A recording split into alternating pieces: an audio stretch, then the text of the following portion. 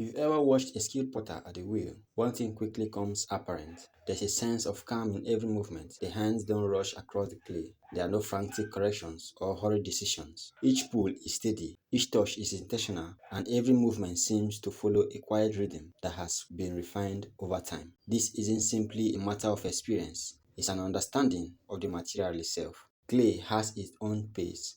It responds to pressure, balance, moisture, and timing. Try to move too quickly, it reminds you of its limits. A hurried pull can weaken the walls. An unnecessary adjustment can distort a form that was already balanced. A rushed decision can undo several minutes of careful work. The wheel teaches that speed alone is never a measure of skill. Perhaps that is why the best throwers rarely rush. They understand that every stage deserves its own attention. Before a pot begins to rise, the clay must be prepared and centered properly. Before the walls are pulled higher, the base must be compressed. Before making another adjustment, there is often value in simply observing the form. Each step supports the next, and skipping one rarely saves time in the end. Interestingly, moving more slowly often leads to greater efficiency. When every movement has a purpose, there is less need for correction. The hands waste less energy, the clay experiences less unnecessary handling, and the form develops more naturally. What appears slow to an observer is often the most direct path to the finished piece. Watch accomplished potters closely, and you will notice something else.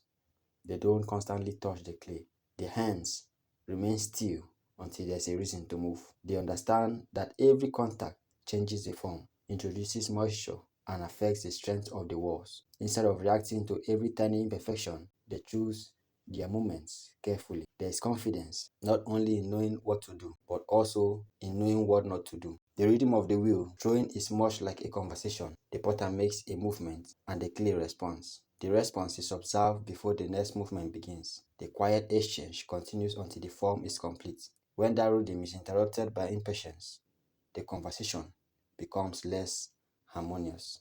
The clay isn't resisting, it is simply responding honestly to every action. There is something deeply reassuring about this. In a world where speed is often celebrated, pottery reminds us that some processes simply cannot be hurried. The clay doesn't recognize deadlines or expectations.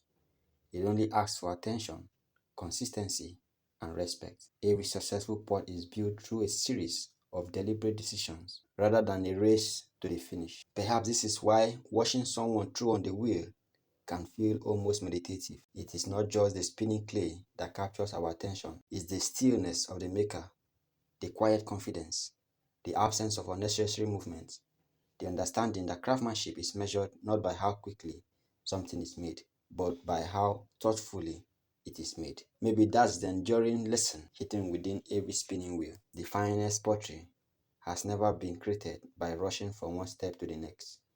It has always been shaped through patience, careful observation, and trust in the process. Because the best throwers have learned that the wheel is never asking them to work faster, it's asking them to work with intention.